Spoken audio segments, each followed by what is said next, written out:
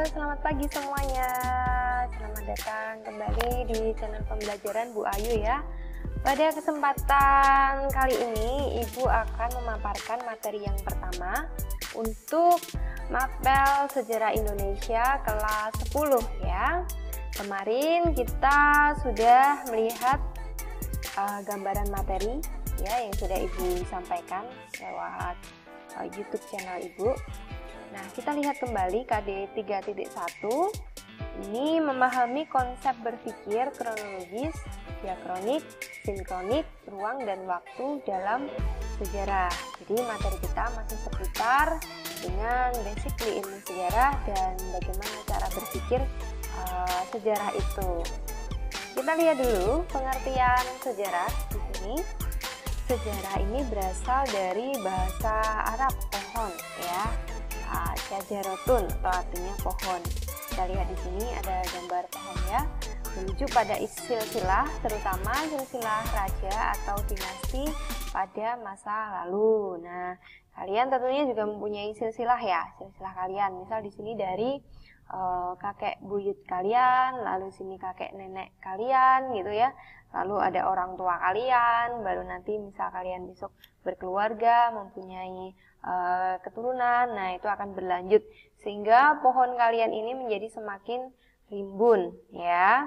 Nah, sama seperti sejarah. Nah, sejarah ini identik dengan apa ya, istilahnya digambarkan seperti pohon. Nah, pohon ini identik dengan kehidupan yang dinamis ya, yang selalu berubah. Nah, pengertian sejarah dari beberapa ahli, dari Herodotus dan Ibnu Khaldun. Kita lihat dari Herodotus. Sejarah bukan berkembang dan bergerak lurus ke depan dengan tujuan pasti, melainkan melingkar yang tinggi rendahnya disebabkan oleh keadaan manusia. Ya, jadi di sini manusia mempunyai peran yang sangat penting dalam terbentuknya atau berkembangnya sejarah itu sendiri. Herodotus ini adalah bapak sejarah dunia ya. Nah, selanjutnya Ibnu Khaldun. Sejarah adalah catatan tentang manusia dan peradabannya dengan seluruh proses perubahan secara nyata dengan segala sebab akibatnya. Kita lihat di sini masih tentang manusia dan peradaban manusia dan proses perubahan itu sendiri. Lalu kita lihat dari Sartono Kartodirjo, di sini sejarah dibatasi dua hal ya, objektif dan subjektif. Dalam arti yang objektif menunjuk pada peristiwa atau kejadian itu sendiri, secara subjektif ini yang ditulis oleh sejarawan ya. Baik, selanjutnya dari Mohyamin, sejarah adalah ilmu pengetahuan yang disusun atas hasil penyelidikan dari berbagai peristiwa yang dapat dibuktikan kebenarannya.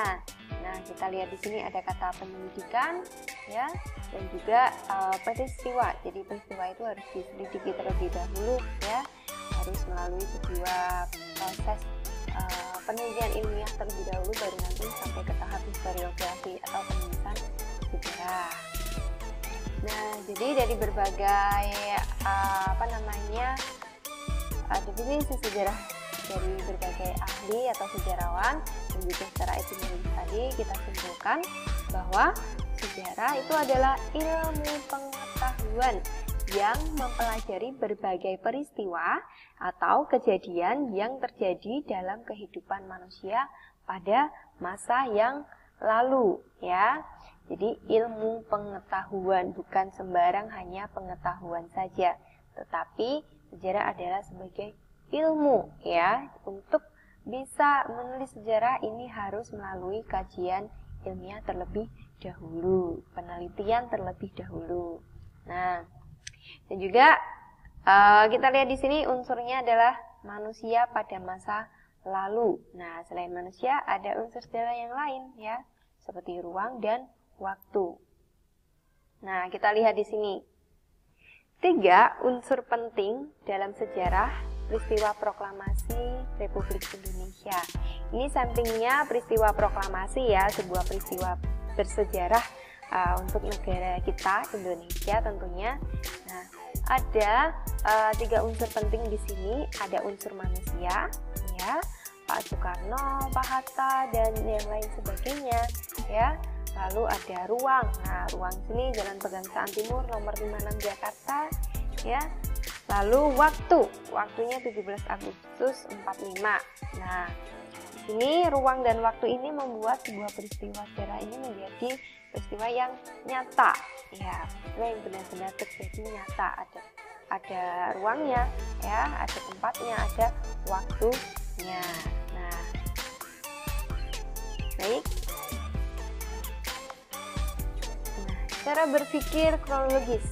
Oke, kita akan sambung cara berpikir kronologis, diakronik, sinkronik dalam penjelasan Ibu selanjutnya. Untuk itu, sampai di sini dulu Ibu tutup dan tetap semangat belajar.